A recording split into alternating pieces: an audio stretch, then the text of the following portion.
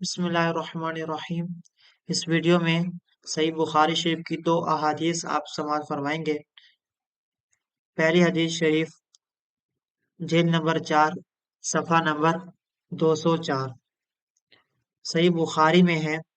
ترجمہ حضرت عائشہ رضی اللہ تعالی عنہا سے روایت ہے، فرماتی ہیں نبی کریم صلی اللہ علیہ وسلم نے حضرت فاطمہ رضی اللہ تعالی عنہا کو اپنے اس مرض میں بلایا جس میں آپ کا وصال ہوا۔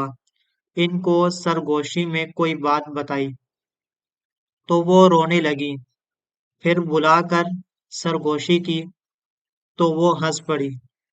حضرت عائشہ رضی اللہ تعالی عنہا فرماتی ہیں کہ میں نے اس بارے میں ان سے دریافت کیا تو انہوں نے بتایا کہ نبی کریم صلی اللہ علیہ وسلم نے سرگوشی میں مجھے بتایا کہ اسی مرض میں ان کا وصال ہو جائے گا، تو میں رونے لگی۔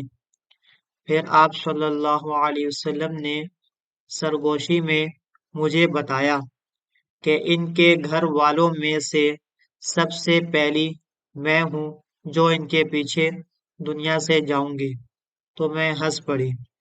اس حدیث پاک سے پتہ چلا کہ نبی پاک صلی اللہ علیہ وسلم کو اللہ تعالی نے بتایا کہ آپ کی وصال کے بعد آپ کے گھر والوں میں سے سب سے پہلے حضرت فاطمہ آپ کے پاس آئیں گی، یعنی دنیا سے رخصت ہوں گی۔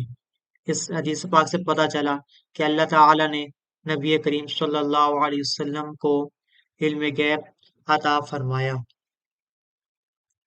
دوسری بخاری شریف کی حدیث پاک جلد نمبر 1 صفحہ نمبر 97 حضرت سیدنا عمار رضی اللہ تعالیٰ عنہ مسجد نبوی کی تعمیر کے لیے اینٹیں اٹھا کر لا رہے تھے۔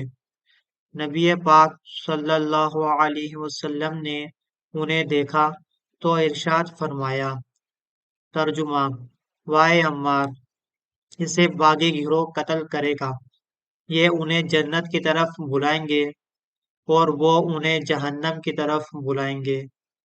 راوی کا بیان ہے کہ حضرت عمار رضی اللہ تعالیٰ عنہ کہا کرتے، میں فتنوں سے اللہ تعالیٰ کی پناہ مانگتا ہوں۔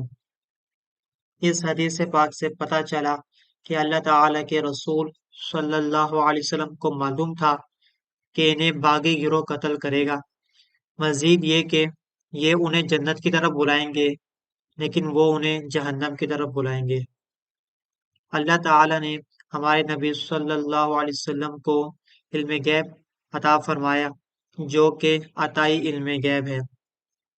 پچھلی ویڈیو میں آپ نے دو احادیث مبارکہ بخاری شریف کی سیکھی، اس ویڈیو میں بھی آپ نے دو حدیث مبارکہ سیکھی، مزید یہ کہ نیکسٹ ویڈیو میں آپ مزید احادیث سیکھیں گے۔ جزاک اللہ خیرا۔